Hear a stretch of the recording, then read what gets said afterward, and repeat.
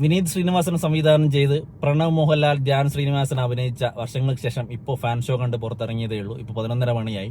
ശരിക്കും പറഞ്ഞാൽ ഈ സിനിമ എങ്ങനെയുണ്ടെന്ന് ചോദിച്ചാൽ ഒരു നല്ല സിനിമ. പക്ഷേ മുമ്പിറങ്ങിയ വിനീത് ശ്രീനിവാസന്റെ സിനിമകളുമായിട്ടൊന്നും കമ്പയർ ചെയ്യാൻ പറ്റില്ല.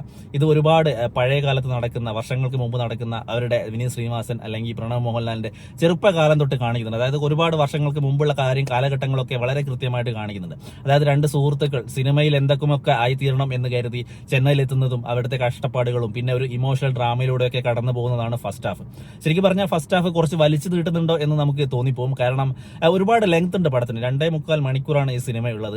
അത്രയും വലിച്ചു നീട്ടണ്ടായിരുന്നു എന്ന് ചിലപ്പോൾ നമുക്ക് തോന്നിപ്പോകും. പക്ഷേ അത് നമ്മളെ തിയേറ്ററിൽ നിന്നും ബോറടിപ്പിക്കാതെ നമ്മളെ തിയേറ്ററിൽ തന്നെ പിടിച്ചിരുത്തുന്നുണ്ട്. പക്ഷേ ചില സമയങ്ങളിലൊക്കെ നമുക്കതൊരു ബുദ്ധിമുട്ടായിട്ട് തോന്നുന്നുണ്ട്. ചില സീനുകളൊക്കെ നമുക്ക് ആവശ്യമില്ലാതെ കുത്തിക്കയറ്റുന്നത് പോലെ നമുക്ക് തോന്നുന്നുണ്ട്. എന്തായാലും നല്ലൊരു സിനിമ. സെക്കൻഡ് ഹാഫിലോട്ട് വരുമ്പോൾ നിവിൻ പോളി വരുന്നുണ്ട്. നിവിൻ പോളി വളരെ ഗംഭീരമായിട്ട് അത് പെർഫോം ചെയ്തിട്ടുണ്ട്.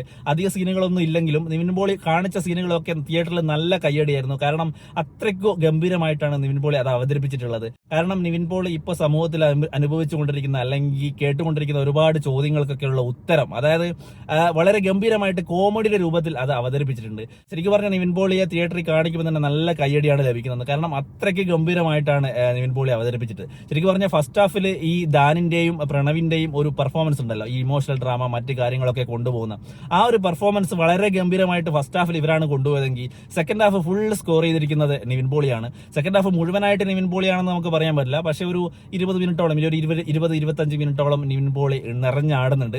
അതേപോലെ തന്നെ ബേസിലൊക്കെ വളരെ ഗംഭീരമായിട്ട് പെർഫോം ചെയ്തിട്ടുണ്ട്. പിന്നെ ആസിഫ് അലിയൊക്കെ ചെറിയൊരു ഗസ്റ്റ് റോൾ പോലെയാണുള്ളത്. പക്ഷേ അധികം സീനുകളൊന്നും ഇല്ല. 2-3 സീനുകളിൽ മാത്രമേ ആസിഫ് അലിയൊക്കെ ഉള്ളൂ. പിന്നെ എടുത്തു പറയേണ്ടത് ധ്യാൻ ശ്രീനിവാസന്റെ പെർഫോമൻസ് ആണ്. ധ്യാൻ ശ്രീനിവാസൻ എന്ന സിനിമാ നടന്റെ ഒരു കഴിവ് ഇപ്പോഴായിരിക്കും മലയാള സിനിമയ്ക്ക് ഒന്ന് അനുഭവിക്കാൻ കഴിയുന്നത്. കാരണം അത്രയ്ക്ക് ബ്രില്യന്റ് ആയിട്ടാണ് ഓരോ കാര്യങ്ങൾ ചെയ്തത്. അത് ഇമോഷണൽ ആയിക്കോട്ടെ, കോമഡി ആയിക്കോട്ടെ, ഫ്രണ്ട്ഷിപ്പ് ആയിക്കോട്ടെ, വളരെ ഗംഭീരമായിട്ടും. എസ്പെഷ്യലി പറയുവാണെങ്കിൽ ഒരു ട്രാൻസ്ഫോർമേഷൻ ഉണ്ട്. അതായത് ആദ്യം തന്നെ കാണിക്കുന്നത് ഇവരുടെ ധ്യാൻ ശ്രീനിവാസൻ അതേപോലെ തന്നെ പ്രണവിന്റെ ഒരു കുട്ടിക്കാലം എന്ന് പറയാൻ പറ്റില്ല, കോളേജ്, സ്കൂൾ, ആ കാലഘട്ടം. അതായത് ബോഡി ട്രാൻസ്ഫോർമേഷൻ, അതായത് ഇത്രയും തടിച്ചിരിക്കുന്ന ഒരാൾക്ക് ഇത്രയൊക്കെ മെലിയാൻ പറ്റുമോ എന്നൊക്കെ നമ്മൾ ചിന്തിച്ചു പോകും. അതായത് ഒരു പഴയ കാലഘട്ടമൊക്കെ കാണിക്കുമ്പോൾ നല്ലോണം മെലിയാണ്. ധ്യാൻ ശ്രീനിവാസൻ ഇപ്പോഴേ നല്ല തടിച്ചിട്ടാണുള്ളത്.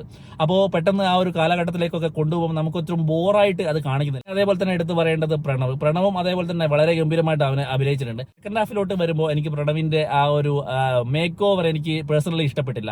മുടിയൊക്കെ വളർത്തി എന്തൊക്കെയോ ഒരു രീതിയിലുള്ള ഒരു ഇത്. പക്ഷേ അഭിനയം മറ്റു കാര്യങ്ങളൊക്കെ വളരെ ഗംഭീരമായിട്ട് രണ്ടുപേരും കൊണ്ടായിട്ടുണ്ട്.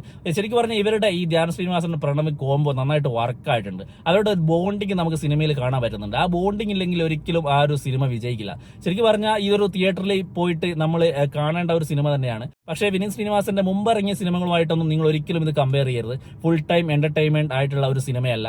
ഫസ്റ്റ് ഹാഫ് മുഴുവൻ ഞാൻ പറഞ്ഞതുപോലെ ഒരു ഇമോഷണൽ ഡ്രാമയിലൂടെ കടന്നു പോകുന്ന സിനിമയാണ്. സെക്കൻഡ് ഹാഫിലായിട്ട് നമുക്ക് കൂടുതൽ എൻജോയ്മെന്റ് തരുന്ന കുറേ പാട്ടുകളുണ്ട്. അത് വരുന്നത് നിവിൻ പോളിയുടെയൊക്കെ ഒരു എൻട്രിക്ക് ശേഷമാണ്. അതേപോലെ തന്നെ കല്യാണിക്കൊന്നും ഒരു വലിയ റോൾ ഉള്ളതായിട്ട് തോന്നില്ല. ഫസ്റ്റ് ഹാഫിൽ 2-3 സീനുകളിലുണ്ട്, പിന്നെ ഒരു സോങ്ങിലുണ്ട്. പിന്നെ സെക്കൻഡ് ഹാഫിലോട്ട് അവസാനത്തോടു കൂടിയാണ് കല്യാണി പ്രിയദർശനൊക്കെ സിനിമയിലോട്ടേക്ക് വരുന്നത്. അതേപോലെ തന്നെ ബേസിലൊക്കെ എന്താ പറയാ, എടുത്തു പറയേണ്ട ഒരു ക്യാരക്ടർ തന്നെയാണ്. കാരണം എന്താ പറയാ, നമുക്ക് ഒരുപാട് ചിരിപ്പിക്കുന്ന അല്ലെങ്കിൽ നല്ല രീതിയിലുള്ള പെർഫോമൻസ് കാഴ്ചവെച്ച ഒരാൾ തന്നെയാണ്. ഒരു അസിസ്റ്റന്റ് റൈറ്ററായിട്ടാണ് ബേസിൽ ഈ സിനിമയിലേക്ക് വരുന്നത്. പിന്നെ ആസിഫ് അലി അതുപോലെ തന്നെ വലിയ ഇമ്പോർട്ടൻ്റ് ഒന്നും ഇല്ലെങ്കിലും ഒരു ഗസ്റ്റ് റോൾ പോലെ വരുന്നുണ്ട്. പിന്നെ ഒരുപാട് നമുക്ക് അറിയാൻ പറ്റാത്ത ഒരുപാട് മുമ്പ് വിനീത് ശ്രീനിവാസന്റെ സിനിമയിൽ കണ്ട ഒരുപാട് മുഖങ്ങൾ നമുക്ക് ഇതിൽ കാണാൻ പറ്റുന്നുണ്ട്. ആരുടെയും പേരൊന്നും എടുത്ത് എനിക്ക് പറയാൻ പറ്റുന്നില്ല. അതേപോലെ തന്നെ അജു വർഗീസ് 2 ഗെറ്റപ്പിലായിട്ടാണ് വരുന്നത്. ഫസ്റ്റ് ഹാഫിൽ ഒരു ഗെറ്റപ്പ്, സെക്കൻഡ് ഹാഫിൽ വേറൊരു ഗെറ്റപ്പ്. അതും വളരെ ഗംഭീരമായിട്ട് തന്നെ തോന്നുന്നുണ്ട്. കാരണം സെക്കൻഡ് ഹാഫിലോട്ടാണ് അജു വർഗീസിന്റെ കൂടുതൽ കോമഡികളും എന്റർടൈൻമെന്റും ഒക്കെ ആക്കി നമുക്ക് ചിരിക്കാൻ പറ്റുന്നത്. ഫസ്റ്റ് ഹാഫിൽ കുറച്ച് ഭാഗങ്ങളെ കാണിക്കുന്നുള്ളെങ്കിലും അത് കുറച്ച് സീരിയസ് ആയിട്ടുള്ള കാര്യങ്ങളായിരുന്നു കാണിച്ചത്. അപ്പോൾ സെക്കൻഡ് ഹാഫിലോട്ട് വരുമ്പോഴാണ് അജു വർഗീസിന്റെ കൂടുതൽ കാര്യങ്ങൾ കണ്ട് നമുക്ക് തിയേറ്ററിൽ നിന്ന് ചിരിക്കാൻ പറ്റുന്നത്. ശരിക്കും പറഞ്ഞാൽ ഇതൊരു കോമഡി സിനിമയാണോ ഇമോഷണൽ ഡ്രാമയാണോ എന്നൊന്നും പറയാൻ പറ്റില്ല. എല്ലാം ഒത്തിണങ്ങിയ ഒരു നല്ല സിനിമ, അത്രേ നമുക്ക് പറയാൻ പറ്റൂ.